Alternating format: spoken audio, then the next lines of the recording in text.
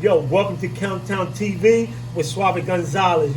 Today's topic, a lot of people ask you, yo, in 31 years that you serve, have you ever been tested? Let me be honest with you, right? I can sit here and say I never been tested, but yeah, I was tested.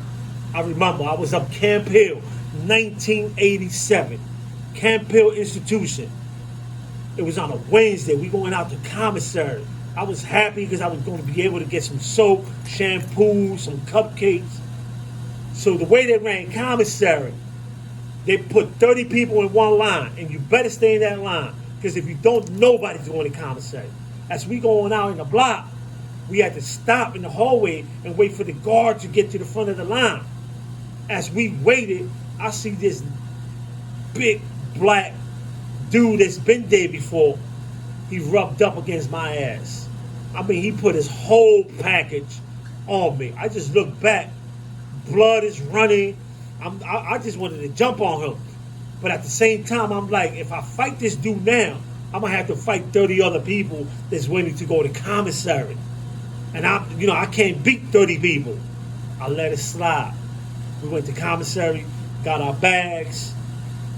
And in my bag of commissary, I had 2 razors that I bought.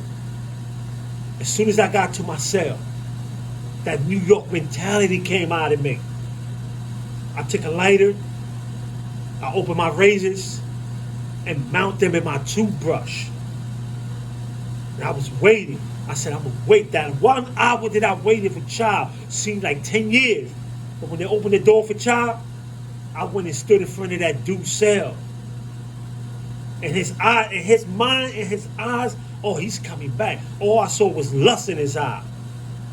I don't know what he was seeing in mine.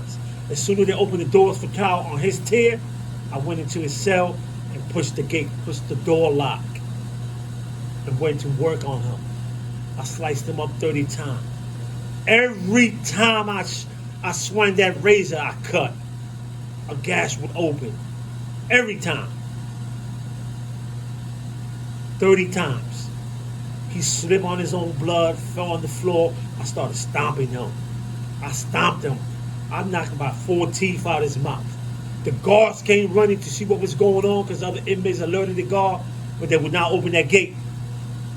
That gave me time to take my razor and flush him down the toilet. So when the guards came, they couldn't find the weapon. I was rushed out the cell. They took me to the hole. They put me in a cell. State police came. They charged me up. They gave me an assault case.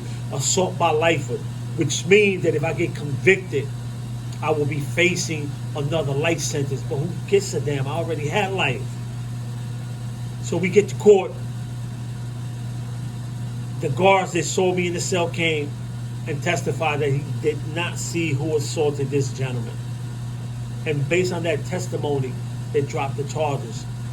But the institution got their own process of dealing with people, so they gave me a year in the hole. I did that. Once I got out, I went to the what they call J block, which was the block where they put all the troublemakers. And in my mind, his homies want some work.